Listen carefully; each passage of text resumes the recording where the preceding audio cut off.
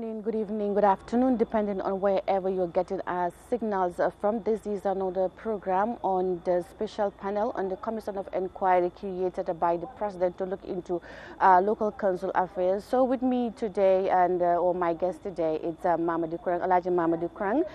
He is a renowned politician in the country and he's also an expert in economy, like he's an economist. He will be joining me today to talk about the program. We also have MC Cham Jr. MC Cham is the campaign manager of the of GDC, and he will take us through also through the program. And the program today will be focusing on the swearing-in ceremony of the commissioners on Friday held at State House in Banjul. So we'll be talking about the swearing-in ceremony and everything that transpired there. Di leen jaajëfal rek di leen dalalaat si beneen programme yi special panel bi nga xamante ne Eyeafrica TV jagleel nañ ko pour rek waxtaane li nga xamante ne président bi loolu la créé maanaam loolu la taxawal muy commission of inquiry bi nga xamante ne dafay saytu wàllum nguuri ndaw yi su waxee ne nguuri ndaw yi ñu ngi wax li nga xamante ne ñooy local government yi président bi na taxawal na kuréel bi nga xamante ni ne dafa bëgg a gëstu seen doxalin ak li nga xam surtout seen dépasse yi council yi nii président bi nag créé na ko mu nekk li nga xamante ne moom la ñoo waxtaanee tey nag am nañ fi Mamadou Kurang nag moom mu ngi yëngu si wàllu politique fii si biir réew mi te expert la tam maanaam xarit na si li nga xamante ne mooy maanaam yi fi koppar duñ ko gën a xamee si an économiste moom nag économiste la keneen kuñ fi amal nag mooy MC Cham nag moom it politicien bu mag la fii nii si biir réew mi maanaam moom mooy ki nga xamante ne mooy campagne manager bi GDC ñii nag laa fi amee waaye balaa ma dugg si programme wala balaa ñoo dugg si biir programme ñu ngi am benn vidéo boo xamante ne bëgg nañ koo seetaan balaa ñoo ñëw si programme waxtaane li nga xamante ne loolu moo fa xewoon fële sa State House pour swearing in 5 commissioners yi nga xamante ne président Barrow tànn na leen pour rek ñu gëstu ñi nga xamante ne ñooy local government council si su fekkente ne vidéo bi pare na rek control room ñu play ko rek ñëwaat. The establishment of the Commission of Inquiry into Conduct of Local Councils, according to the Gambian leader, came following complaints of financial and administrative irregularities from 4 local government councils. In terms of reference of the commissioners in the conduct of local councils, the president said it is aimed at providing the government with informed policy choices for effective local government reform and a functional decentralization workshop. Speaking at the swearing-in ceremony, President Adam Barrow further explains the rationale of his government's move to set up the Commission of Inquiry. Government bears a statutory oversight obligation over councils. The setting up of this Commission of Inquiry is the result of complaints sent from 4 councils about alleged financial and administrative irregularities. Guided by Section 200 of the 1997 Constitution of the Republic of the Gambia, I deem it necessary to establish a Commission of Inquiry to investigate the alleged irregularities. In discharging our responsibilities as a government, we are committed to the principles of accountability and transparency. Thus, we have to take proper steps to strengthen professionalism in all public institutions, including local councils. The formation of the commission has, however, instigated divergent reactions among the citizenry, especially among the political class, with some of the opposition viewing it as a political witch hunt, mainly against the UDP, who are currently manning most of the local government councils. But President Adam Barrow believes that the commission is relevant, considering the number of complaints and alleged financial irregularities reported at the councils. Furthermore, oversight measures, including a court ruling and directives from the Local Government Service Commission to institute suitable redress procedures, are still being hindered. These circumstances, among other factors, have seriously undermined the administration and social service delivery obligations of the said councils. Ladies and gentlemen, the Gambia government has a huge responsibility to restore and maintain normality at all levels of the establishment. It bears a statutory oversight obligation over council and has been duly advised to adopt appropriate measures to address the irregularities complained against them. Jennifer Sambu, the chairperson of the commission, describes their appointment as a huge responsibility, but she was quick to add that it is a task they will fulfill to its best. I wish to sincerely convey my gratitude and that of the entire commission for the trust and confidence accorded to us. We believe this is a great responsibility, and we humbly accept with full understanding of the task bestowed upon us. Your Excellency, we pledge to do our utmost during the period that we serve to warrant your trust, confidence, support in the execution of our duty. Your Excellency, allow me at this point to refer to the greatest Greek philosopher, Plato, who said, and I quote, "He who works to serve his country must have not only the power to think, but the will to act." Your Excellency, it is my considered opinion that the above quote from Plato aptly described not only your desire to serve this country, but your will, courage, and determination to act is evident in the setting up of this commission. The 5 commissioners include Jennifer Sambu as chairperson, Sukay Seka Sanyang, Mr. Ormi E. Joyner, Alaji Silla, and Samba Fall. The commission is assigned to investigate and present its report within 3 months to guide the government on the adoption of relevant policy and administrative options. Reporting for Eyeafrica News, I am Mariama Cham. waaw gis ngeen story boobu noonu boobu mu ngi xewoon fële sa State House ajuma bi ni passé président bi nag ñi nga xamante ne ñun la tànn pour ñu toog maanaam ñu seetu wàlli commission bi taxawal rek mooy ñoom ñoo doon waat foofu noonu ca State House yi ajuma bi gis ngeen ko ñu ko seetaanee noonu ma ñëw si Mamadi Kurang di la nuyu sa teewaay seetaan nañ story bi Barrow ñu war a waat nañ commissioner si maanaam ñoom 5 ñoom follow woon sax bi Babali génnee waaye Friday bi ñëpp toogee gis nañ ne kenn join na leen mi nga xamante ne mooy Alaaji Sila naka nga gisee di kuréel bii well yaa ngi wax ne ñoom follow woon waaye parce que commission nekkaatuloo commissioner fekk waatuloo so rumo bi ak contact bi ak negotiation bi bu dee xew bala waat bi képp koo xam ne mention nañ sa tour nekkaanguloo commissioner so waaye fu mu nekk nii am nañ 5 commissioners waaw mun nañ wax ne waaw kii dina fa nekk Babali dina fa nekk waaye su ñëwee ba ci swearing ceremony bi ku waat mooy commissioner bi waaw léegi ñoom 5 waat nañ waaw I mean xam nga naka ñun Jaane commission mu ngi amoon 3 commissioners mooy ñu 5 waaye lu nekk dafa am advantages ak disadvantages you know foog naa déggoon nañ ne waaw commission dina am waaye you know man espeguma woon ne waat bi dina nekk léegi tey waaye you know Thursday ñu dégga ne gars yi dañoo waat on Friday witness nañ ko tey président bi wax na ne the reason comme luñ dee because am na ñu daan laajte naka nga amee commission te amuloo préambule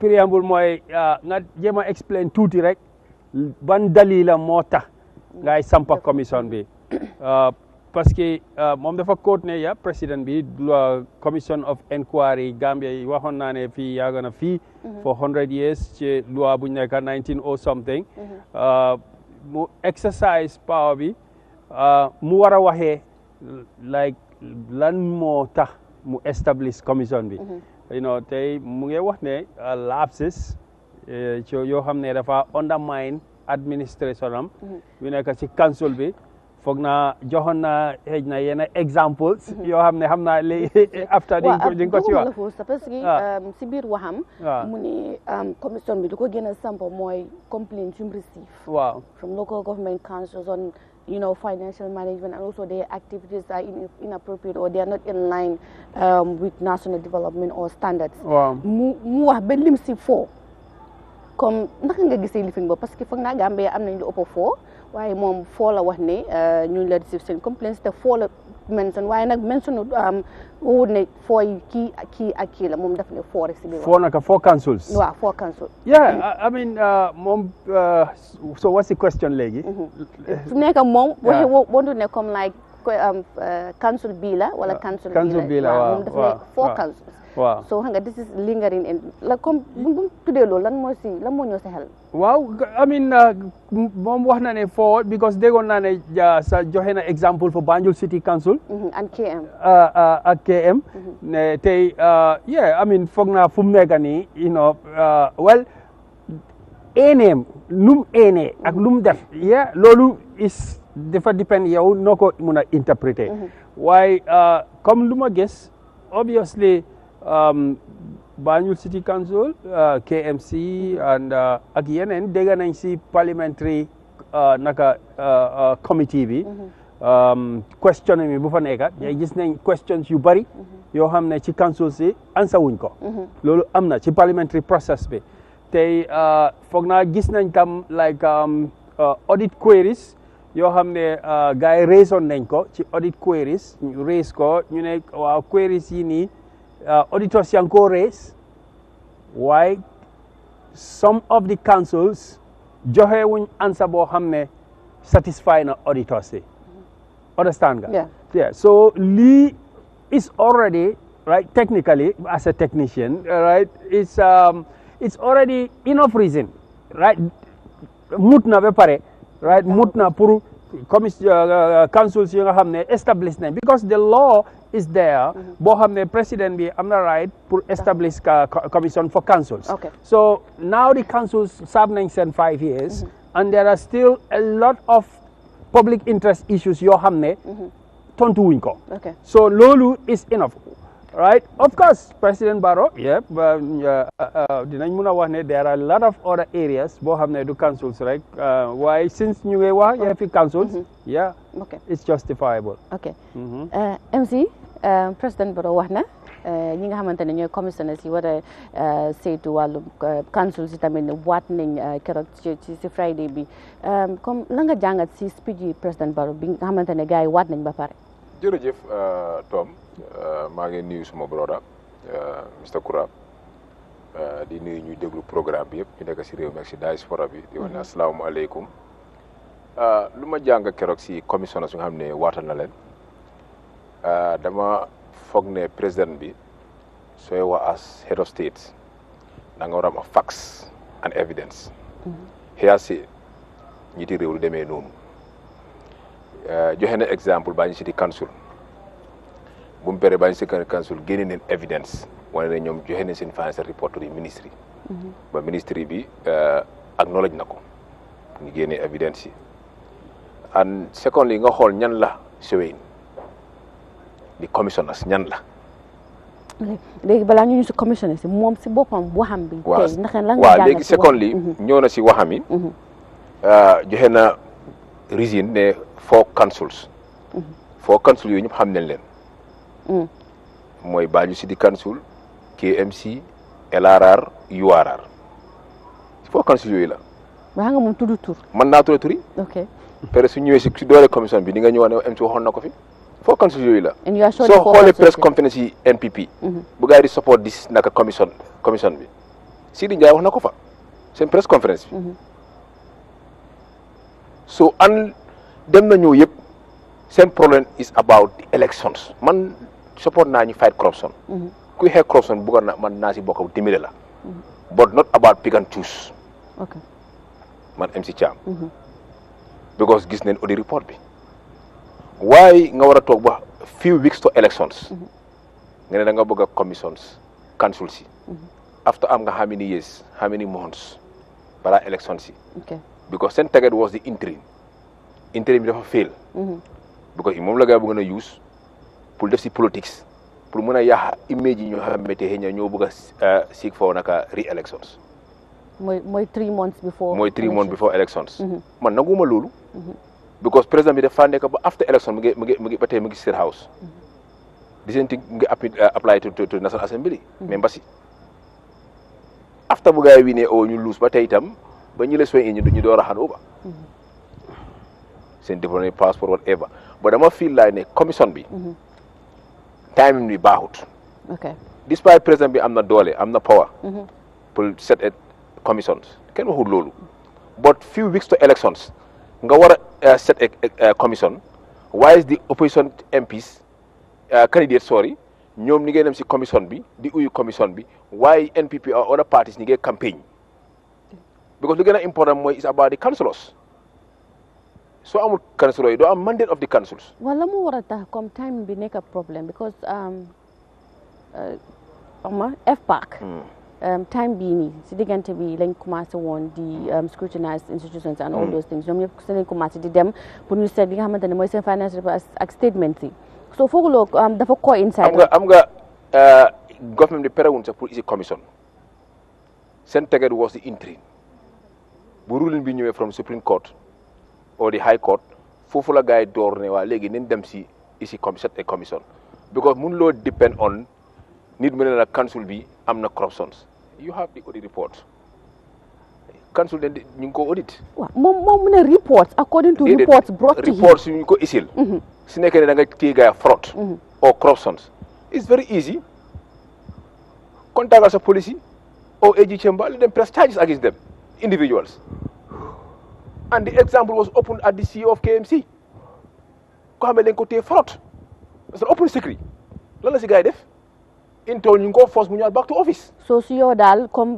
Barrow lu mu doon def mooy dem arrest ñi nga xamante ne commission bi ñoom la gars yi ñoom la audit bi wax ne ñii leen téye fraude ñii dañ leen téye xaalis si council si waaye xam nga ñoom waxuñ individuals comme like the mayors ñoom they say council te xam nga council bi tamit mayor bi dañoo ko fi am nga CEO bi am na ñeneen ak ñeneen CEO bi téye nañ ko corruption it's an open one inspector yi local government ñoo set an exemple inspector ñu ñëw si council bi 3 months report bi kañ la génn ba KMC ñoo dem si court bi cëleen ko ñu mën a génn report bi after 3 months boobu génnut and it's open lu xew KMC gis neen ko it's an open secret bu nga xam ne dafa leer nañ si CEO bi ba tey ni ngeen force mu ñëw su nekkee ñoom per nañ pour xeex corruption and dama wax ne Barrow su bëggee set an exemple ana anti corruption bill bi la daf ko enforce xoolal report bu génne si audit report bi nga xool office président bi nga xool ministre of health nga xool report bi nga xool gam pétrole xoolal all the scandale yoo xam ne mu ngi am si nguuri Barrow bala ngaa bale këri jaamu bale sa këri njëkka loolu mooy digga boo dem na ñëw yëpp problème bi mooy is about politics si nga commission bi gars yi bëgg gars yi dugal nii yëpp politique la gars yi because NPP as a party ni ngay struggle pour am a good candidate a seriable candidate that's the hard fact wala ñu xam ko nangu ko oo ñaa ko nangu mooy man nangu naa ne commission du passé ñii suñu demee élection ñu daanu oo ñu win ba tey mun ngaa set a commission nga xool nu ngaa doon opéré at the council waaye mu waxaat ko MC parce que commission bi sax dina dem ba after election so comme xam nga léegi lu ñu def loolu dañu jël set a commission bi pour gëmloo réew mi ne ñii ay criminel leen dañ yàq council bi moo tax ñu yóbbu leen teg leen si commission bi pour gëmloo askan mi ne ñii dañ jël ale réew mi dañ yàq ale réew mi office président bi ñaata million of dollars moo fa riir moo fa jaxasoo mu nga xamee ne kenn ñi ngi wax affaire am ba kii dama gis nga report yi foo yaay bind nañ ko FPAC lu gars yi wax FPAC ba léegi joxoon benn report wan ne council sangam o council bi am na daka financial ma ne mu ngi fa ba tey seen report gënaagut ba dama gëm ne président bi suy joxe su nga ko jox information ni nga jox réet dafa leer xoolal bu mu waxee baa ñu city council bi génn di bon waxi président bi ne KMC for 2 years amul CEO 2 years amul CEO head of states sa ministre of law government mooy oversee moo war a appoint xam nga lu xew xam nga lu fa xew waaye ga amul CEO waaye ga amul director of finance you know that very well ñëpp xam ne lu fa xew so dama feel like ne political witch hunting dañ ko war a génne si réew mi man kuy xeex corruption nga jaarale ko si yow man MC Chana wala support si loolu but dama bëgg a doo ñëw loolu timing bi mooy issue timing bi issue la and secondly ñoom si nekkee ne am nañ doole o am nañ winning célèbre candidate na gaa yi taxaw seen candidate si ñu campagneel leen support leen suñu winee ba tey ñii di génnoon si réew mi ba tey génnoon because Yahya Jammeh nguuram 20 years la amul commission am na commission but the audit report is there taabulam bi na ko implement audit report bi not only the councils but even governments like departments, the president have the right pour isi commission kenn waxu bañu loolu, but why now? amoon nga last year nga isi ko wala after elections nga isi ko. MC hanga tam audit report bi nekk fo comme like pour implicate the councils. Comme the audit report is an independent report boo xamante ne ñoom lii lañ gëstu ne council A wala council B nii lañ nekk lii lañ spend si xaalis wala council xaalis nangam gisuñ ko understand nga waaye su fekkee ok léegi naka la government mën a sukkandikoo si report boobu te report boobu noonu impliqué any council ne lii ak lii moo fa nekk kon yaa ngi clean su nekkee report bi amul kenn ko xam ne dina la baaraam ne deful lii ak lii ak lii kon yaa clean but audit bi seen liggéey mooy ñu audit cappe transu bu nga xam ne fu mu ko dugal dañ ko war a leeral askan bi suñu revenu yoo xam ne ñu mu ngi dugg si council si dañ ko leeral askan bi an audit report soo xoolee tey lu si ëppa si yooyu ñoo amee liggéey council si ak director of finance ñoom ñooy operate and council resolution moo ko dem mayor bi amul power pour joxe contract ñu bari nga pour ay allegations jox na kii contract jox nañ ki contract mayor ba jox contract the contract committee is headed by the CEO. ok jërëjëf MC commissionnaire si waat nañ léegi ñu ñëw si commissionnaire si rek parce que coow li bari na ñu ngi wax ni ñaari commissionnaire yi fa nekk yoo xamante ne ex lañ wala ba tey sax ñu ngi foofu as MPP members léegi ñu laaj la rek comme ndax if it is really a partisan commission like you say, can this jeopardize the outcome of the final report, which is looking into transparency and also accountability? Well, like transparency, accountability, like politics is a practical thing. Daf dee deal ak loo xam ne mu ngi xew because tey sooy analyse naka checks and balances tam because government dafa war a am checks and balances balance of power, separation of powers, nga am the executive, nga am parliamentary bi, nga am judiciary, ba pare nga am central government ak local government tam is still trying to achieve that major objective boo xam ne moo dee ensure transparency, nga am checks and balances, separation of powers. So xoolee in Gambia the history, right, depuis 1965 ba léegi dafa am pattern boo xam ne now when you appoint local government, how do you apply checks and balances na nga mun a am accountability in a local government? System buñ amoon depuis time yi Jawara mooy suñ la appointed as a mayor, right, or voted in as a mayor,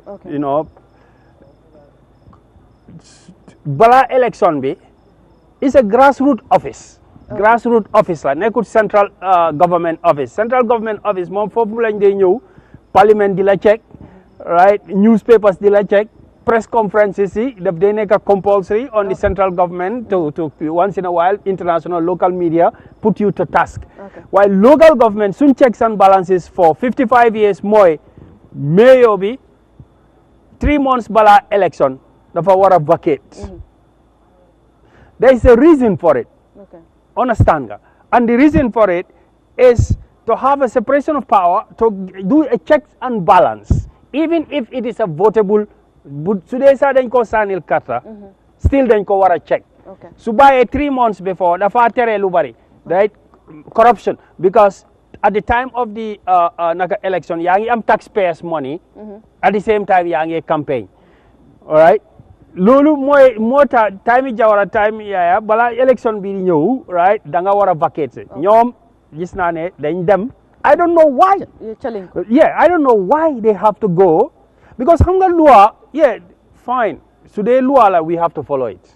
Unless ñu wax suñ parliamentarians yi ñu dem si néegi loi bi ñu change ko. Waaye bu dul change ko, yeah, it's the law. Waaye yeah, dafa nekk ne Gambia ñun ñëpp dañ fogoon ne loolu dafa waroon a am parce que mayor bi dafa war a vacate, bu vacate, right, ñu keneen nekk fa koo xam ne nekkut politicien, right, for that period ba election bi dem mu ñëw, right, dafa ñëpp I'm waiting pour kene wax ma ne waaw arrangement boobu noonu dafa yokk corruption. Okay. I don't see how loolu mun a yokk corruption mayor bi mu vacate or chairman bi mu vacate for 3 months mu dem campagne right mu ñëwaat after the campagne ku win mu ñëwaat loolu xaw ma naka la moo yokkee corruption waaye léegi of course léegi ñu ne challenge nen that custom xaw ma na because soo ma ne loi la woon dama laa ne kon naka la mun a nekkee loi léegi nekkaatut loi waaye xëy na aada la woon boo xam ne ñu ngi ko daan am te xam naa fuñ ko weeroon because it come from the British right am na fuñ ko weeroon because dañ dee gis ne yeneen dëkk yi you know and so on even bala election sa président bi ak prime minister bi dañ dee mun a vacate waaye lu ma miin right xëy na aada la woon so ñoom ñu challenge ko right ñu gis fa loophole waaye gis loophole taxut ne ñun ñu nekk Banjul or KMC or LRR sun living standard bi mu yokku because yow da nga gis loophole nga go for the loophole there is a lot of loopholes in the 1997 constitution te loolu moo tax ñu gënoon a di laajte na constitution bi mu change ku nekk su fekkee ne yaa ngi am resources you have the power you have the resources you have the lawyers you have everything you have many loopholes you go for the loophole because it favors you nga change loi bi nga ne no ñun 55 years Gambians dañ dee vacate waaye ñun duñ vacate because loi bi support nañu loolu moo nekk di xew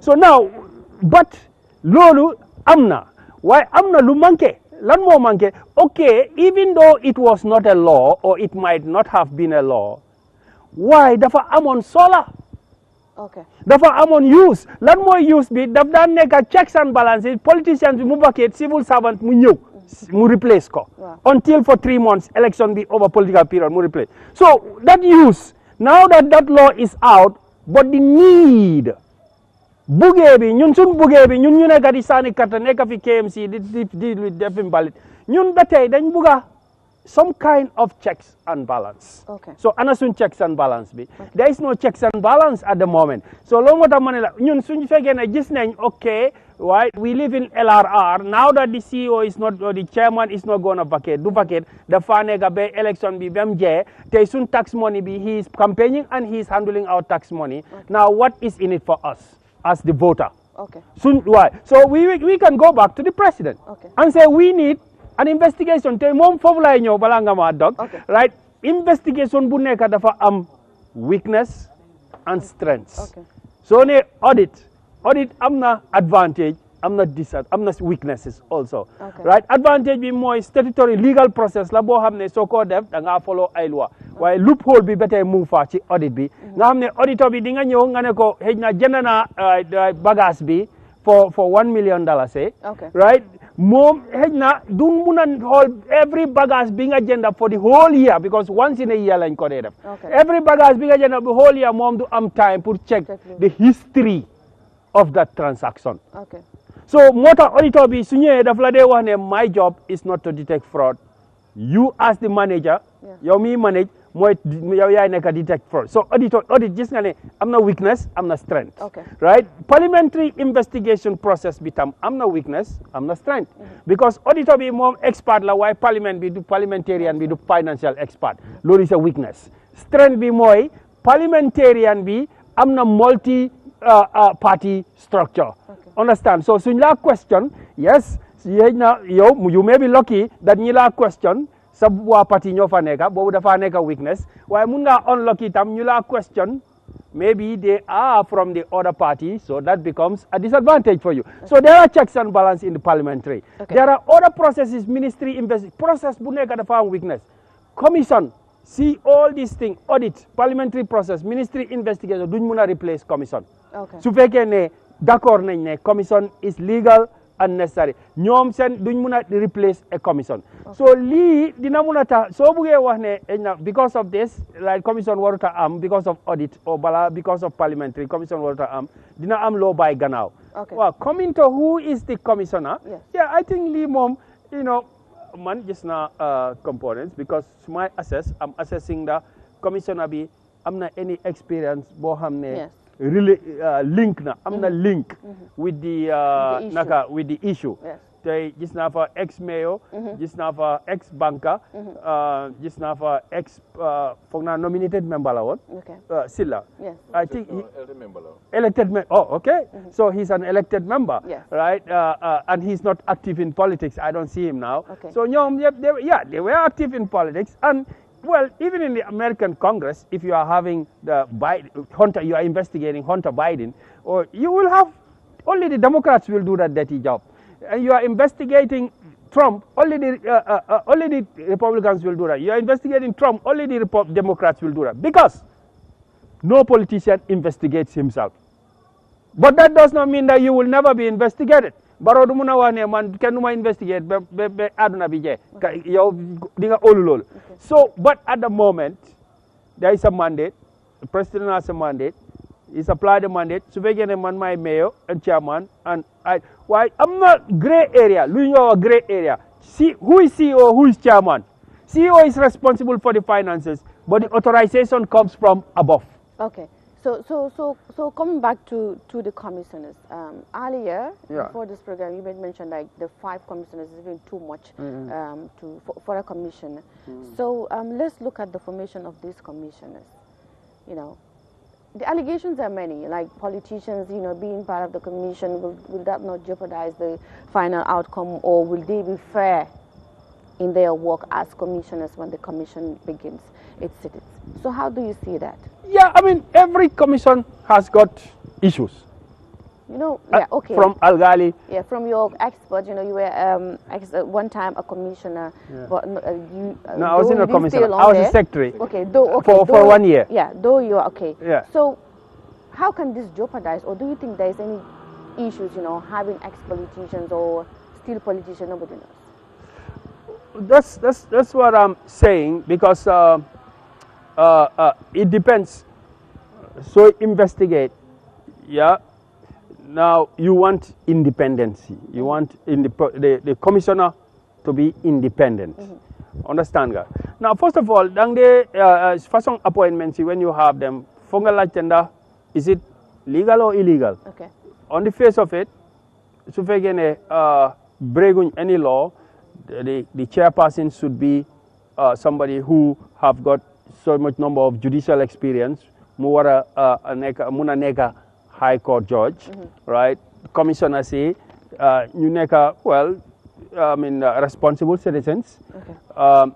Of course, su fekkee ne ñoom am nañ any previous record of corruption, comme ñoom seen boppa, right? Mus nañ leen implicate, right, legally in a corruption. Then obviously, because the lawyers from the opposing side will come, right, and say that. Now, so on a political term, yeah, I mean, you muna clarify, like, come you know, a mayor, if he was a mayor, right? How is he politically connected? It's important. Because I don't know their political affiliation. I never seen them on TV talking and so on. These are just queries people are having. Like, yeah, but what are they saying? Give me one example of who was. For example, Erimi Joyner, he was one What time, is he? What is he? He was one time part of the NPP, we can say, and Ibrahim Silla as well. Part of the NPP. You see, in the Jammeh Commission, we have people who were there and they were in UDP. Or maybe they are in another party. So you understand what I mean? And that was, let me say that it is very difficult to determine the political affiliation if it is not an official affiliation. It's difficult to agree on it, right? Obviously, su fekkee ne gis naa koo xam ne am na because man fu mu nekk nii suñ ma invité, right, to be a member of to be a commissioner, right, dinaa gis suma boppa because xam naa ne I have political views. Tey suma political views nekku ne dama toog kër rek dama génn di wax. So as a commissioner, I can, any other job, but as a commissioner, it's difficult because a commissioner is not even a secretary. So I'm a 5 commissioner. Dinga am lawyer bi, dinga am secretary bi. Why ñoom commissioners yi ñoom make decision makers yi. Okay. They make the decision. Okay. So and that decision, right, they will be judged not only on their personal background, but of course the decision they make. Why commission tam xam nga is a public thing. Okay. Tey man suma doon the other parties, yeah, did not complain, but duma like if I feel that I am clean, I will not worry. I will let them come. Okay. And investigate. You were talking about those who are supposed to be at the commission, right? Yeah, anybody who is supposed to. You somebody I'm going to odi. Right? Yeah. Okay. So MC, bokk nga si ñi nga xamantene they raise query, they raise concern about the commissioner selected by the president, you know, to look into these financial issues. Lan mooy sa problème si commissioner yi baro tànn pour ñu gëstu council si. Anyway, bala ma ñëw foofu rek dama bëgg a am lu ma leeral tuuti si about this interim mu xam ne man maa ngi ko doon musuma ko support. Suma brother wax na ne 3 months ñu génn ñu appoint ñeneen civil servants. Civil servants yi président bi moo la ñu jël def leen fa. Okay. Te ñu si ëpp sax dina nekk sympathizer of that party. You have a problem with that? Man, I was in council. Okay. Liggéey naa council. Interns yi ñu gaa dee jël yëpp by the president soo ko xoolee ba si biir they are member of their party. So ba tey ko xam ne leen la hand pick by the president la ñëwal nga ñëw liggéey council for 3 months. Président bi mi ngi def elections. Pere ay despite interim amut at the council. Okay. Ben mayor or chairman du jël xaalis council ne da koo campagne. Okay. Because soo ko waree jël there is a way of nga xam ne nga ko mën a jëlee. Because mu lo génne ben check without the approval of the CEO. Okay. Or director of finance. Okay. And there should be a resolution xam ne loolu war a sign ne xaalis bi dafa war council nekku ne nga mayor dafa taxaw o chairman ne génne xaalis mu génne noonu. Amut. Okay. So dama feel like ne tey président bi mu ngi def elections. Génnul office. Dafa dem campagne pare they are state house. Okay. After elections sax whether mu lose or mu win but tey dafa jël almost a month. Bala mu sooy as a president. As a president. So contest why not mayor xam ne dañ leen elect ñu war a all 3 months to elections ñu génnee leen fa ñu ne waale nañ jël interim xam ne président bi mooy hand pick guy ay civil servants. Okay. Pero dama gëm ne council si benn mayor or chairman because yow amuloo benn garantie ne you will come back loo fa jël élection fa génne itam commission mu ngi taxaw. Okay. ñu nga xool because booy campagne da nga génne xaalis yi ak lii you can if you go to jail for that. Okay. soo gisee ma ne commissioner yi nga xam ne ñoom la président Barrow appoint. o ñoom la select. Rena John is a member of NPP in Banjul. I have their list. He's part of their executive committee, Banjul Regional Committee. He's part of the executive of the Banjul committee. Banjul committee. Okay. He's a co-member member. Okay. I have the list. Okay. Kon koku is this koku kon what is the nga war appoint your own member of executive committee mu war a ñëw di war a naka war a check ñu xam ne des oppositions mayors is that fair? Okay. Sama faal man am indi gisuma fenn fu nga xam ne NPP whatever wala kenn ko xam ne is member of NPP si la is a politician xam naa ko so dama feel like ne président Barrow su waree appoint ay commissioners na ut ñu xam ne they are independent mu isi leen gaa yi def seen liggéey. So you're aside from the rest 3 comme Orimi Joina nga si am issue ak ki nga xamante ne mooy Alaaji Sila tam am na issue moom because na nga mën a jëlee politicien nga ne kaay nga xool politicians. Okay, fooguloo tamit comme seen track record nga si issues and then track the intelligence and issues no am nga Tom track records ñun Gambia dëkk bu rëy so yow as journalist da nga dem nga xool ku nekk nga xool sa track records nga xool leen dem na ñëw yëpp dama foog ne lii président Barrow dafa ne kenn du amee presidency bi through back door. Okay. Front door nga ko war a amee moom dafa bëgg a amee mayor ak chairman through back door. Because commission bi la bëgg a taxawal tilimal nit yi war leen gëmloo askan mi ne ñii ay criminal leen ñii baaxul war leen jox toogu yi ñu delluwaat to councils. Okay. ma gis ne loolu jaaduwul correctul. Okay. yow yaa di Bakki Demba Njie am 100% la am fi Bakki Demba Njie 53% la am of the votes. All these regions daf ko win. waaye noonu nga taxawal sa candidat nga campagnal leen nga bàyyi sa office nga dugg si ñoom house to house ak ñoom nga win toogu yi soo paree nga set sa commission. ok but commission si ñu ma gis nii doyul ma. te de gëm naa ne foo nga ne daal final outcome bi or commission process si boppam doonu du dem nu war a demee because of compromise nañ ko ba pare. because président bi already wan na fan la gars yi bëgg a gis waxul mbir kaama coow fa nekk ma gën a garaaw la wax ne mbir kaama foo council gars yi wax noonu yëpp is politics.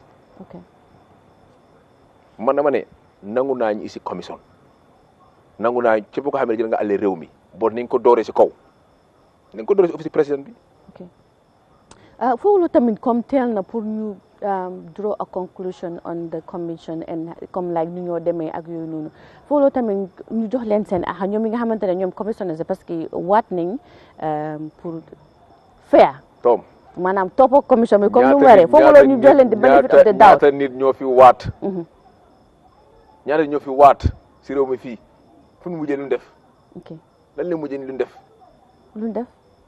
gis nga fii ñaari ñett ñoo fi waat xoolal réew mi ñaari ñoo jël kaamil o bible waat ne man dinaa jubal effet naa ko jaarale si yoon. waaw ñoom dañoo gaada report ñoom dañoo gaada report dem jox président ne ko lii ak lii mooy seen wala ñoom seen final report bi already ñoom joxe na seen final report président bi xi ñam mooy ne waa pick and choose jaana commission fan la mujjee. waaw loolu la ñi leen police bàyyi ñii. ok so yow daal foog nga ne tamit commission bi si loolu la moo mujjee. bii mooy gën a garaaw sax bii taget la. ok bii is for politique bii is political commission la lii c'est politics lu dara politique la. ok pour éliminer ay nit pour gis na ñëw du ñëwaat. ok man dama gëm ne kenn ko xam ne doomi réew mi nga am nga raay pour taxaw elections. Gambien si ñooy decide council si seen ñu dëkk si council ñooy decide ñen leen war a jox seen carte yi. not about nga forcer leen ici ay commission pour taxal leen nanguwuma loolu. wala kuy xeex corruption nga jaarale ko si yoon amul pick and choose. man dina ànd yow si loolu. waaw ba pare lu ma lifin mooy MC comme as far as commission bi pointed finger ne kii is guilty wala kële ne le gis nañ ko mu def lii ak lii foog naa loolu warta ñaaw loo xel nit ñi ba seen ñi nga xamante ne ñooñu leen bëgg ñu taxaw. man dama wala ñu voté leen déedéet xamul daa. level of Gambians ñu si ëppa. suñu la tegee si télé ñu ne xay du sangam dañ ko yóbbu commission seen council si ñoo am. dañ gis fa ay sàcca dafa gis fekk lu amut right now commission dooraagut xoolal allégations yu génn. ok commission dooraagut xoolal tuumal yu génn si media yi fay nañ kii fa di taawandale serari du sanga dañ ko jox xaalis kii dañ ko jox contrat yëpp yaa ngi ko dégg. ok mais lu nga xam ne lu amut sax jarul sax yow nga nekk si nga bokk si council si. ok so dama gëm ne tey man waxuma ne commission warta am. waxuma loolu de. you have the power am na doole bi but exemple bi daf ko war a set at the beginning bu ministre of health taxawee si néegi ak néegi député yi foofu la war na wax police bi ay jëneen ne bi ar si ñooñu nga loolu am na nga gis audit report bi independent body la ñu taxawoon ne fii ak fii ak fii lii moo fi nekk implement ko sëñ bi foog naa ne benn chairman ak mayor ragalul dem commission because tey ñoom ñoo toog foofu suñu demul tey sax éli su fa génnee commission nañoo seen kaw ba dama gëm ne képp xam ne dénk la place soo fa génnee war na mën a xool noo amee place bi soo léegi dañoo bàyyi ba ñoom ñim ñu génn ñu doog a toogaat isiwaat commission dama ne few weeks to election campaign 2-3 months de few weeks to election campaign because nomination ma ngi start on the 14th of this month March. So confused because of after nomination councillors and councillors are important. Because so amul councillor you don't have mandate of the council. So take few weeks to elect campaign nga ne commission la ni isi commission nga jël ñoom ñu xamé ñoo wara dem di campagne ñoom ñu tok ci commission bi mu nekk télé cinéma au drama au théâtre ñu nekk fa ba guddi waaye ñeneen ñi ngeen di campagne la loolu fiana. Loolu fi awut señ bi. Soxna si. Mr. Kurang, still talking on the formation of the commission and the commissioners itself. So, do you think this commission can jeopardize or can stop the minds of the voters, to vote for the particular candidate that they want to vote for, as MC said? Come no MC wahe. Yeah, I mean, hamga come linko wahe last time. So it have dara not clear about it. Ministry of Justice. It's a transparent for the political judicial process. Okay. Or transparent political investigative process, and that's a fact. A political, yes. Understand? It's every commission is, you know, Domunawa is like this. Feka Dorangud sa. Dorangud, yeah. You know, Lolu is something else. Samga. Feka Jisangulo anything. So luma mean so I'm a case judge be si court be maybe journalist be sa duñ ko fa allow. Understand nga? Move tal for camera or you know ask you know give a live broadcast. A commission ñepp aduna bi yépp ko gis. Su fekkee ne dara nothing happens, corruption amut, government bi ñu bëgga ruslo seen boppa, then you set up commission. Okay. Understand? Why? Because process bi mu ngi transparent, right? ñëpp a ko gis. Okay. Tey su fekkee ne yow you are not implicated, questioning bi du mun a yàgga. Okay. Du mun a yàgga fekk you know you didn't use anything du mun a yàgga waaye xam nga man as an accountant su may waxee yow su ma laa tontu du ma la mun a tontu comme fekk xaw ma dara. Okay. Understand nga boo xoolee this what is happening from the reports that are coming on nga xool auditors send questions yi. Understand nga set response ñoom buñ joxee to the auditors question ci man dama ne no su fekkoon ne private business la woon dinañ la doon fire su fekkoon ne mayor bi mooy chairman of the business dañ koo fire. Okay. Su fekkee ne football club la dañ la fire because the questions are so fundamental. But the answer. ñu ngi la laaj sa debtors balances or your cash balances nga jox leen answer boo xam ne satisfied leen and they are independent investigators. Okay. You have a lot. Understand nga nga dem si parliamentary investigation bi tam they are not satisfied. Okay. So dafa mel ni there are still more questions to be answered. Okay.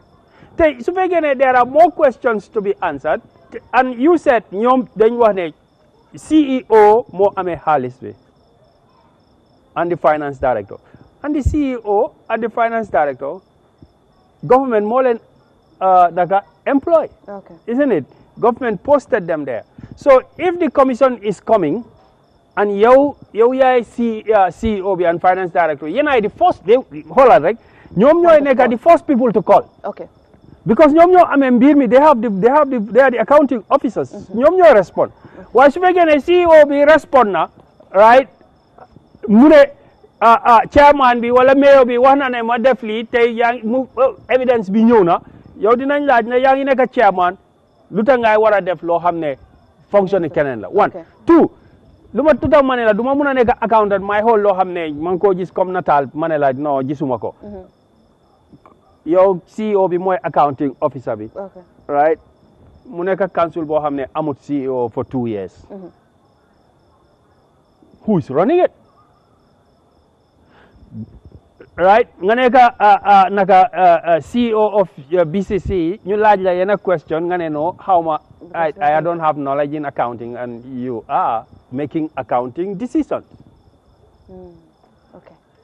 As an accountant suma déglu le yooyu noonu li nga wax dinaa la wax ne well su fekkee ne li suma business la dinaa ci bugg a xam more. I want to go more into detail. Su fekkee ne man maay shareholder bi and the council we are all shareholders ñun ñëpp shareholders lañ. So dafa am loo xam ne you know investigation bi dinañu ko mun a leeral parce que it's so important. Okay. Council mus ñoo ñëw under scrutiny like this. Okay. In the history of the Gambia. Okay. And it's very important that scrutiny bi am na because léegi am nañ waaw kan mooy CEO bi xanaa CEO bi moom du war a déglu working with the mayor kan moo am right bi lu tax gaay nekk di xuloo su fekkee ne ku nekk yaa ngi def sa liggéey na was there a breach of authority. Okay. In the sense that separation of power foofu laa started suma argument depuis show bi bu mu started. Okay.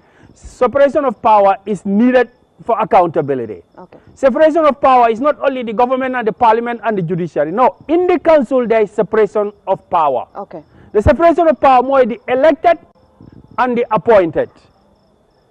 If that separation of power is compromised, compromise nañ ko either elected jël nañ usurp grab the power of the appointed or appointed jël nañ power of the elected tey soo gisee seen response yi yooyu ñooy question moo nekk xam ne moo nekk di feeñ kan moo jël power kan loolu ban effect la am ci xaalisi council bi loolu mooy wax ji loolu audit du ko mun a answer because audit bi su ñëwee tam xam nga du dee mun a talk at that high level of where is the authority and those detailed questions wax naa la already the weaknesses of each process waaw so lii mooy wax ji fu mu nekk ni this dispute for Gambian si right man su fekkee ne accounting officer of the company of the CEO of the finance director of the company is dismissed by the board and there is no CEO in a company for how many years? For 2 years? Oh, that's a big question. And the company is running. And the company is running? How? So you have an issue with that? Yeah, I have an issue with that because I just have a political issue. I have a technical issue with that. Okay. I have a technical issue. The matter, you just a letter from the ministry just now. You know, deputy CEO na hand back because there was no. I'm not kuma don laj. Mang don has another technical person. Munama the hand over amona bu. COB buñ ko daan génne because na demonstrators yi ñoo ko get hand over bi na amoon na maybe it's look like su fekkee ne nit ki dafa ñëw benn bés mu bugg a duga ci office am ngeen du duga hand over amut so da ngeen seize power bi okay then hand over bi amut naka la ko keneen naka la kale mun a jël waaw jël na ko maybe ñoom def nañ seen arrangement how much because maybe the ministry is bokk ci waaye léegi wax nañ ko mu hand over there is a serious questions yoo xam ne it's not going to affect only BCC, KMC or LRR or anywhere. It's going to affect the running of, dina affect Nakalanyo Dawale Council say for years and years to come. Commission. So the many commissioners send buffer, they have a lot, to do. They have a lot. They have a lot to do because Sonia Jane Commission be. You don't want to look you establish Jane Commission. The objective, so whole a preamble be. The preamble, why we set it up. Nekune then set up Jane Commission. It was set up. Nekune guy then set up just to investigate money, recover money. Yeah, that is part of the reason why Nekune lolu rekata. They don't want to make an awakening and a precedent for the whole country because almost every department. Kuneka jisnga what is the weaknesses of the system? Kenen kuinyo elect. Dinga muna gis ne wow system weakness bi moy nekk su fekkee ne yow am nga ene bi am nga will bi am nga power bi you can change it either as a director or as a minister etc. And if you look at the Jane Commission they were not so much concentrating on the councils so the councils were not really never investigated in this country. MC am na lu fi wax comme you change the mindset of people comme ni tay ñu war la commission yow yaa ngi war a dem election so ñu génne commission bi ne waaw sa council bi maanaam sa council bi lii ak lii lañ leen defin si wàllum corruption ak yooyu noonu ndax yow tey loolu mun na laa change yow as an individual si ki nga xamante ne kooku nga pare pour voter wala kooku nga foog ne soo ko fa tegaatee dina la diggee li nga xamante ne loolu ngeen bëgg a yéen wala loolu la council bi bëgg su fekkee ne ndax foog nga ne commission bi is just a mind play to su fekkee ne jaxase xeli nit rek ñu turn back seen gannaaw ak commission councillors yi or the mayors rather or the chairman su fekkee ne dama war a sànni karta yëpp lu ci nekk ci mbir mi dama ko war a xam understand dama entitled pour xam ko su fekkee ne yow toogloo naa la ci tundo bi nga responsible fii right moo tax ñu am ay investigative journalist balaa ñoo génnee fii Yahya Jammeh ay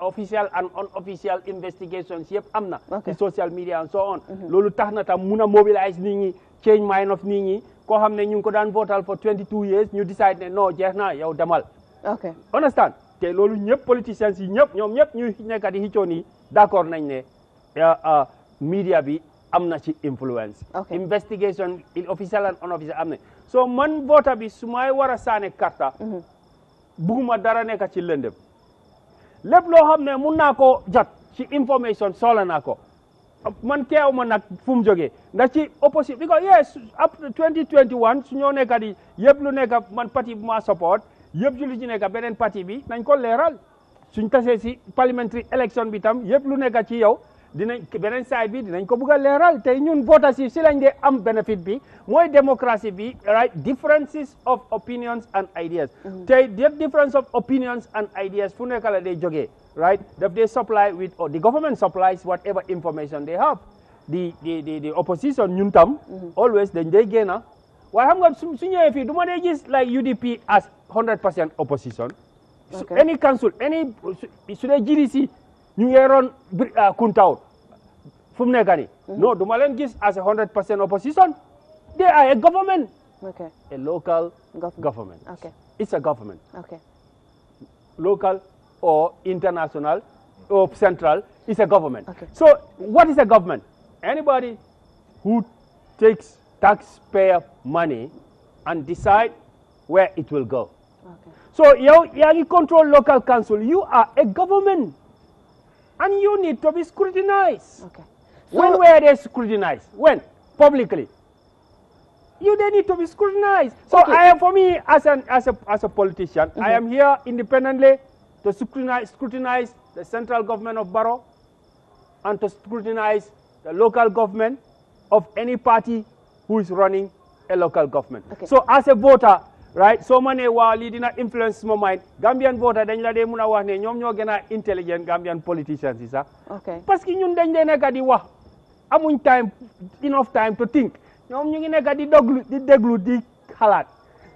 1 million people ñu ngi nekk di déglu di xalaat when a commission come out dafa nekk transparent ñëpp process bi yëpp dañ koo xool right TRRC o jaane commission dinañ ko xool ñu gis ne waaw ma ne kii wax na lii right yow loo foog parce que moom tam respond na lawyers yi ñëw nañ respond nañ so léegi ñun am nañ enough information boo xam ne amuñ ko woon loolu always baax na pour démocratie du de xam nga nit ki sa deret bi ak ngelaw bi mooy sa aduna bi ndanoon su fa génnee rek you are just a piece of meat government bi tam ñun voters si information bi mooy suñ ngelaw bi mooy suñ deret bi so mooy ngelaw ak deret of democracy xam nga issue bi yëpp lu nekk xew na Gambia fii and then we have so many commissions we have talked about this and then foofu lu tamit government dañu waroon a gëstuwaat seen bopp because issue bi yëpp fi mu nekk léegi loolu la am nañ fii ki nga xamante ne mooy Landing B Sané moom he said they are not afraid to be scrutinized, like to be investigated, or their council. But the timing is the issue. You cannot wait until election time or campaign period time and then you bring up that commission to investigate. But when the auditors say in LRR so much money is missing or not explained, and that's in the past. Understand? It's already in the past. Legi, you want us to wait pour ñu sànni waat la karta ñu soog a xam xaalis bi lu ko jot kon yow yaa ñu gën a muus yow warloo bañ yow already léegi wax nañ ne audit bi laajte nañ la question o xaalis am na xaalis yoo xam ne amuñ voucher meaning loolu mooy mun loo ko explain léegi ñun ñoo la fa teg ñun ñooy voters yi ñoo la fa teg xanaa ñun da nga bëgg a wax ne xam nga politician sometimes always war nañoo wax ci suñ interest waaye buñ wax suñ interest ba fàtte ne am na lu ñu fa teg ku ñu fa teg ak lum ñu fa tegee understand so ñu fa ñu teg mooy the voter gars yi teg ñu foofu ñu ne suñ audit ñu yónnee ñu auditors si ak taxpayers expense auditor bi ñëw mu ne am na questions yoo xam ne am na payments yoo xam ne yéen méeg ngeen ko lii nangam xaw ma ñaata million right da ngay gis lu bari si media bi about LRR whatever xaw ma man parce que man bu ma wax facts until ma gis commission waaye am just the scenario ñu la wax ne lii misin na yow explain la ko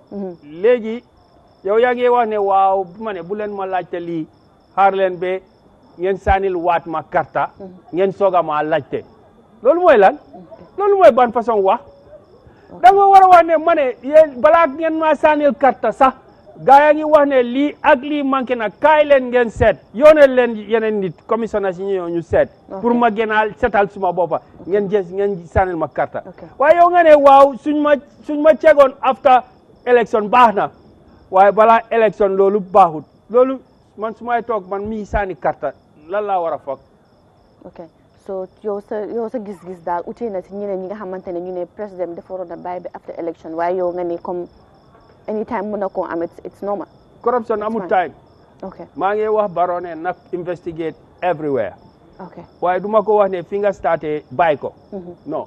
ok MC ñu ñëw rek si ba tey si waxtaani commission bi parce que gis nañ ñu bari ñuy wax ne comme maanaam government président bi mu ngi compi information comme tey commission bi fi nekk léegi waat nañ waaye nit ñi ngi wax ne gisaguñ a secretariat for the commission wala ko xamante ne is going to be the secretary of the commission naka nga liyee kàddu yu noonu.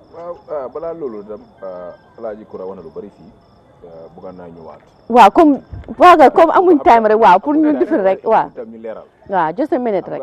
programme bi pour leeral la. boo ñu seetaan bari na. KMC toog na for 2 years without CEO, but there is an acting CEO. A resolution was passed by the councillors. The acting CEO Mungfa, he was running the councils with an acting director of finance at the council. And minister bi, at government bi, there is a problem in CEO problem, you go access of fraud. And it's an open secret. Bunga hamne the inspector of the minister for 3 months. Gis ne report bi dégaat ko bañ ko génne after council ñoo ci leen to the court. Okay. mu war a mën a génn. Okay. So kon lu xew KMC it's not the fault of the council, it's fault of the minister. Because yow da nga yónni inspector ñu inspect gis ne li xew na si council bi. Okay. Council is pass a resolution. It's a law. Okay. Ne lii moo xew si council bi. So foog naa ne kon bu nekk li na mën xeli askan bi di wax ne council was without CEO. CEO su fa nekk am na ko xam ne mu ngi ak. That's why ñu am next to a CEO the assistant CEO am na. Okay. So it's important ñu door di leeral askan bi si loolu. Secondly mu ne nit ki de bala nga ko sànni karta da nga ko war a xoolaat ko xool commission dafa war a am la président Barrow seet na commission si 5 years bi ñu xoolaat ko. naka la amee woon réew mi si all ministère si office du président. After 5 years la commission amoon na. waaye ñu ne bu ko def si loxo government si. bo kurang dafa wax benn question fi mu nekk ku nekk nga council CEO bi mu ngi fa ku nekk sa liggéey mu ne ndax xëccoo power boobu noonu moom loolu su xëy there is no xëccoo power at the council. lu fa xew it was a resolution passed by the councils. Okay. They meet to the minister ne lii mu la council bi and it's a law. Any resolution bi nga xam ne council pass na is a law. Okay. Council bi dañu operate with the councillors. Okay. ñoom ñoo passé resolution ne lii xew na ci council. the staff welfare association am na lu fa xew.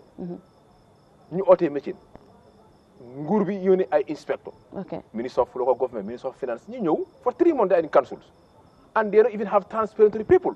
Okay. Because tey expliqué nañ ne after their report warul xaar sax court war request ñu génne report boobu. at the ministry they should have public report. woon ñëpp ne lii moo xew si council for after 3 months. because ñooñu da nga leen fay xaalis. our taxpayer mooy nga fay ñu war a ñu inspect the councils. for how many months kenn gisul loolu. so li xew KMC is ñëpp xam na li xew KMC. xam nga problème ni talib it's not about talib problème mooy yaayam ñu bari tey ñu ngi ko dóor yar because of his mom. Really? Understand nga? Okay. Because they have some issues with the mom, fine. Man, I don't deal with that. Man, when you come to Gambia, it's about the country. Okay. moo tax ñu bëri wane waaw MC dafa wax man lu ma wax rek dëkk bi laa dee xool. Okay. amee la waaw soo waxee dëgg ñu ne yaa ngi dimbale UDP man amee GDC and I will never leave GDC. Okay. and I will never support any party. You never leave GDC. Okay. But when you come to Gambia. about dëkk bi damaa xool Gambia first. du ma dee xool ne because of kii am na issue ak moom. tey yow mii tey soo amoon problème bi di government damaa taxaw support la. Okay. def naa ko fi ay yoon history baa ngi open. Some people they even leave me because of I support Mamadou Sabally mu ngi ko illegally arrested. Okay. So dama gëm ne. tey lu xew si council si kenn waxut lu xool fu mu jaar mu am. waaw ok loolu fu mu jaar mu am. boo tey lu si ëpp tey nga xool tey lu ñu wax si council si yëpp 200,000 100,000 loolu nga dégg ñuy wax. Okay. but benn ministry triple na the entire country. Ngam pétrole lu fa nekk rek la wax nañ ko. Okay. The government even lose the case. Okay. So dama ne tey suñuy ñëwee si mbiri Gambia il faut que ñu génne suñu personal problème with someone. Okay. Then xool country bi ñu xool ne commission su nga xam ne ñu ngi ko ici nga xool di timing nga xool ñan la appoint as commissioners. di xool personal interest fa nekk political interest fa nekk. Okay. Because soo jëlee benn member of NPP nga def ko si commission member si ret loolu rek war naa mun a loolu compromise na commission bi. Okay. Because ñaara Gambien ne fi am ñu xam ne bokk benn parti waaye di Ross yaa ngi ne secrétariat. waaw ok te yow su nekkee tey commission bi moo dama ne interim bi moo fail moo tax gaa ñu léegi neen fast track lii because NPP as a party whether we like it or not. So you think ne comme like plan B la bu ñu use plan pour B frustrate nga xamante ne council fast track xoolal soo xoolee ni nga jëlee commissionnaire sax laa wane fast track la. gis nga Gambia nen dañ di war a bàyyi UDP NPP fight. ok loolu moom si fast track la ñu jëlee commissionnaire si. because tey soo ko ñu jëlee commissionnaire nag la ko because rumors bi it ba tey yow la rumors bi fa jóg rek ñu ne waaw dañuy si commission pour xool council si. because lan dafa am ñu la ko wax ne ñu xam ne dañ liggéey council ñu daxale si council si. ñu xam ne liggéeyoon si council si ñu xam ne liggéey council xamul nu council du opératé. ñoom ñooy génn si mbedd di wax. lii mooy xew si council si lii mooy xew si council si lii ak lii ñëpp jël loolu carré ku wax léegi si mbiri différent ñu ne ñu ngi laa fay salari ñu ngi laa amee sa dépense kenn ku nekk ñun man solo ma dépense si council solo ma dépense si kenn. ok man ku ma xam man bala maa dugg si politique tamit dem naa ba rek a mag. am suma jabar. soo kon tey nekku ne man damaa dugg si politique because of alal or because of place. bor su ñëwee si Gambie dëgg laa dee xool. dama gëm ne ñoom neen taxawal seen candidate. balaa nga xam lan ma njëkkee am parole lu njëkkee wax damaa appoint governor. fu am governor fu am NPP candidate in West Coast xoolal naka la kan su boobu mer. su nekkee ne yow am nga confidence you going to win this naka municipalities. what is the essence of man commission su amee ëllëg naa ëllëg am si problème dama wax ne pick and choose ne war a bàyyi si réew mi. Okay, Mr. Kuran. Yes. I don't like not the person. No, why I'm gonna mom two times. One of you ne I'm not ya go large. I'm not Mr. Kuran for mutonto. So one haram wako you one time. So, right, one time. Right, one time be more. Right, what you say? Right, I'm not lumwa. You know because bone wow COB jene nenko. Why ministry bi appoint nenko. ñoom dem nañ seen council bi mu ne def nañ replacement loolu la fi wax CEO bi ak finance ñoom jéene nañ lu ministry bi appoint loolu la loi bi wax ñoom lu loi bi waxut mooy ñoom ñu appoint seen own CEO xoolal loolu rek yow loi bi joxu la benn check and balance bi yow loi bi mu ne council bi ñu ko management bi dafa war a split into two CEO bi dafa war a toog suba bu nekk mayor bi toog ñu update ñu run council bi yow nga ne ministre bi seen yónnee nañ la CEO yónnee nañ la finance director yow nga ne CEO ak finance director bi boo xoolee allegation kenn musut laa wax ne CEO bi dafa dip $1 million yi si tuuri council bi waa si tuuri yóbbu na ko keram waxuñ la loolu de luñ la wax ñu ne dafa garantie staff bi understand nga dafa garantie waaye kenn waxul la ne dafa dem si banque bi mu withdraw xaalis bi understand nga xaral mu withdraw understand ba tey 2 years understand nga KMC is independent ñoom dem nañ court stop the government from appointing somebody 3 months bala election. They could still go to government. So we're going to Japan and la red-handed. You dem si court bi, you prove ne committing a fraud, court bi tekla. Motabu court bi ñew mune no. Because he is not convicted, she must go back. Ñom ñu ne no. We already appoint our own CEO, we appoint our own finance director. You cannot force us to work with ko xamne buguñ ko xamne bugulo ko yow dañ la appoint, you are an elected official ngay taxaw on TV you have the guts and say buguma man buguma no yow you already yow juum nga yow faate nga ne sanil nañ la karta yow kon yow waaye yaa ngi wone ne man suma xool kum jàpput xanaa yow sa xool moom KMC bengaar yi wax ne ñun kuñ bëggut You cannot force us to work with who you want. No, it's not a family business. So it's not about Understand who you that? want. It's not about who you want. Okay. Me, I go to the commission, I work. Okay. Understand that? Who I love, who I like, who I want is not important when you give me a government job. I swear to the Quran that I will execute without fear, without favor. So without fear, without favor, nga what ko be pare as a councillor or a mayor. You come back and say, why, suma ne hay holbi, kum japut, duma ligay ak yow. Loi bi sa sune may ligay ak yow, du ligay ak yow. Am na ñu dee wax ne xam nga Gambia suñ la buggee stop time boobu UDP suñ la buggee stop fii 1920 to 17 dañ la de soo ne Barrow for 3 years dañ la dee wax ne da nga añaan. Gars yi wax nañ fii ku ko wax you are hungry for power.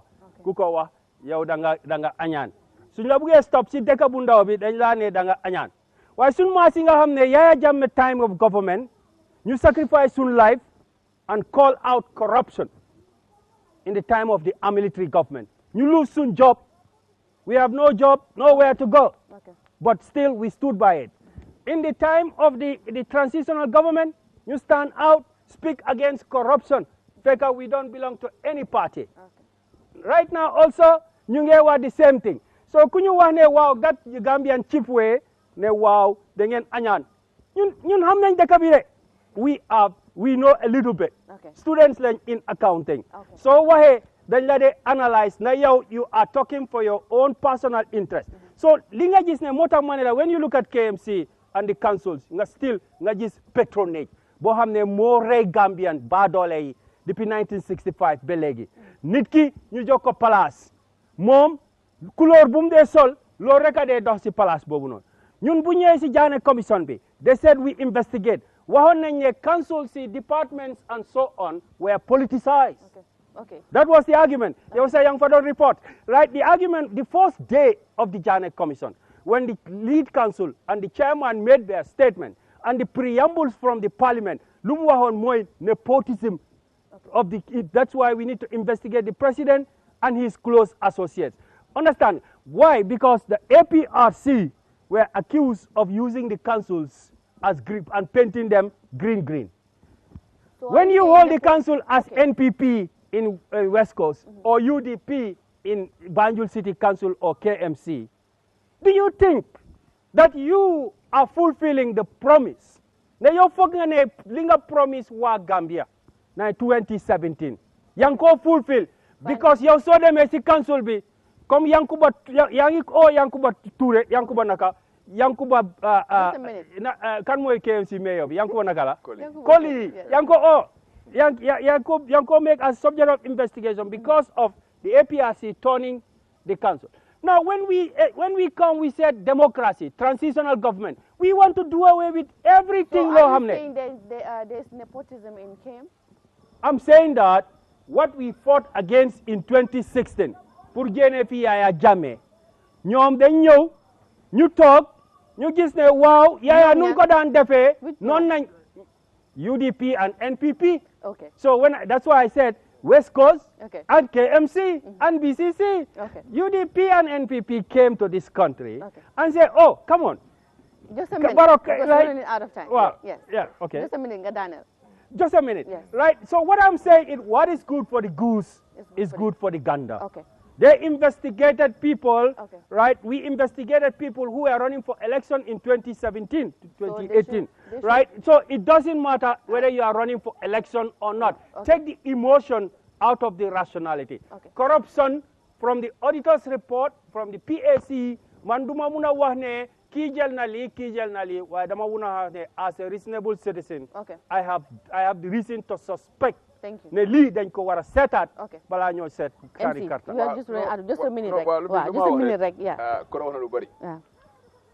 Waaw, just a minute because bëgguma wax. No, ko order for the council. Waxut ne CEO bi na delu ci office am. Dafa ne waruñ ko mëna restrict. At the council. Kon lolu moy la. At the council. Lolu moy la. Waxut ne because KMC is a public office la. Kenn ku nek mu nga fa duga. But waxut ne dafa ruling ma nga mi ruling bi.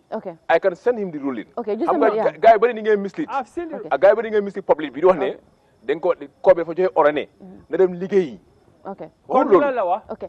mu dem fa waaye bu mu liggéey kon boo xam ne kenn mënut a restrict kenn Yes, at the council wala ne mu nga faa duga Yes. wala loolu ñëw ne mu ne I have the ruling the government I have send the- staff I have- if a government staff is No, performing no, his function the court cannot stop him so when Luma- the CEO is performing his function lu ma wax mooy that's what the court say. lu ma wax mooy I have All I'm saying is it's important, but we're running out of time. am lu ma wax Okay, mooy just a minute, waa right, déedéet MC, because time dama bëgg is xam nga lu mu up. nga gis nga political sentiments yi ak fabrication yu ñuy def nii jaru ko Okay. because lii dafa jeex benn weer ñaari weer mu jeex Okay. ñu ñooy dajee fu nekk waaw Okay. right now as we are speaking right now Okay. the CEO is also served today Okay, thank you. by the Dakar staff welfare Thank you. at the court. Okay. yeah no the staff Thank you. welfare So dama explain they want to tey take Okay. tey I was expecting ne Kura ko xam ne dafa forge a document of the council war na ko mën a defend. Okay. no ko xam ne dafa forge a document. that's an allegation It's not allegation. The inspector so you don't talk to the inspector. Okay. waaw so yow léegi. MC, okay. Okay. Agree naa ne man agree naa ne minister of local government and land most like inspector team waaw ñu dem gis ne loolu happen na Well, at the lu council ma la wax. so kon yow you don't believe the minister Okay, I- so and the MC, minister moo ko appoint Frank, moo ko appoint Agree now. ku appoint ne You've already said your someone final ko xam ne word, dañ okay? ko Police asking No, me it's No, okay. it's wrong. Okay, But yeah, but it's I was okay. expecting Because the we're running Kura out of time, I was expecting Ma, MC. despite Okay, our political sentiment whatever thank you. or issue Mohammed we have with the mayor or Okay. the almost a problem. no what is the Kenn ku issue nekk, No, you have to be the mayor whatever Yeah, xam nga wala ma ñoom gëm xam ne nga UDP ak No. GDC Okay, ñoom the ñoo more fi we are génn ñu doing ne this, the more we are following they accept the parliamentary election they accept the council election but they don't accept the presidential So I don't want so control they have the over this affiliation on us. ñoom ñoo amee MC, political affiliation. Okay, Got it. jërëjëf, thank you. ñoom ñoo amee political settlement, right? MC, thank you so much.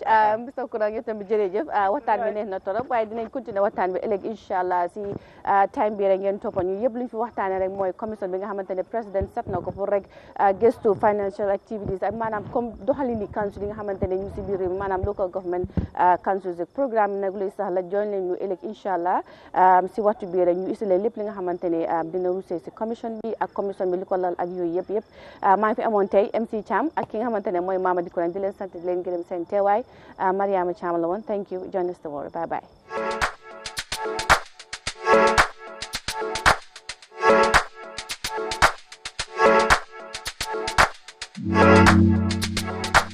Thank you.